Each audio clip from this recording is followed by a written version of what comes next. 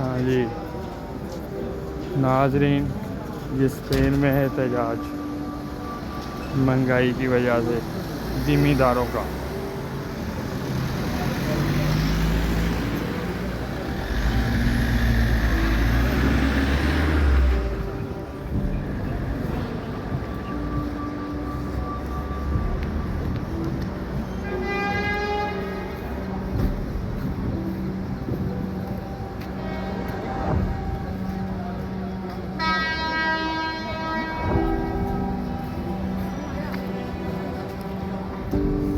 महंगाई सिर्फ पाकिस्तान का मसला नहीं, यूरोप में भी इस टाइम बहुत ज़्यादा महंगाई हो गई है।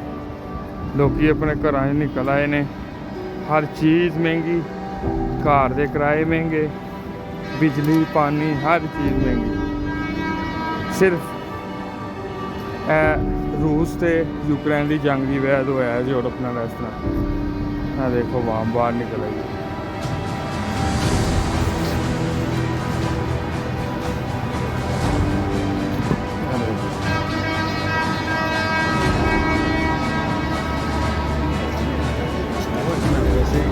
Muchos que están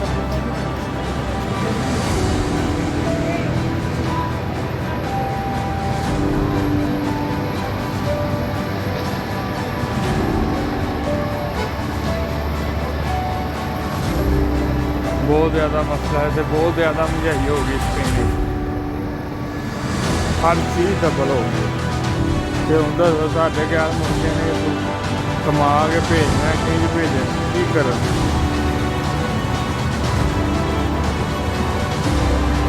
मेरे घर वाले समझते नहीं।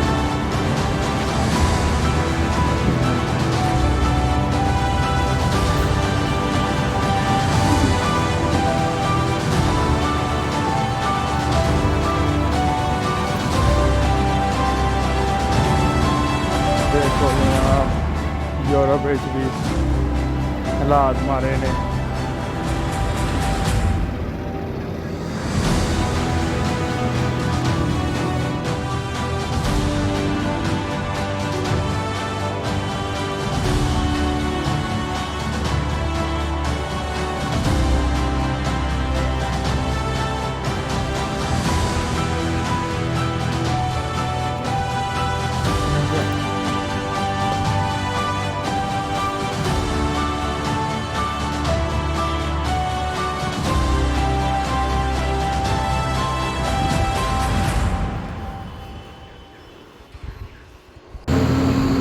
अस्सलामुअलैकुम।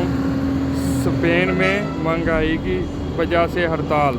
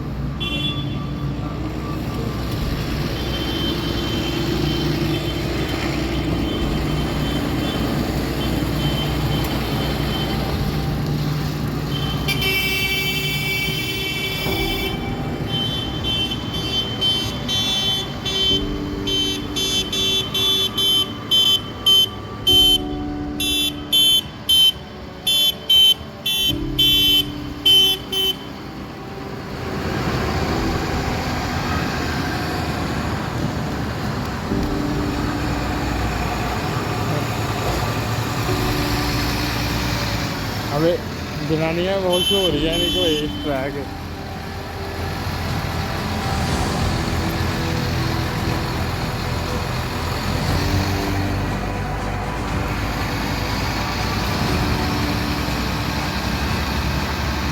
पुरअमन कौमां इस तरह एहतजाज करदियां ने। साढ़े घर आ के सड़कां ते शीशे नहीं भनन लग पे। देखो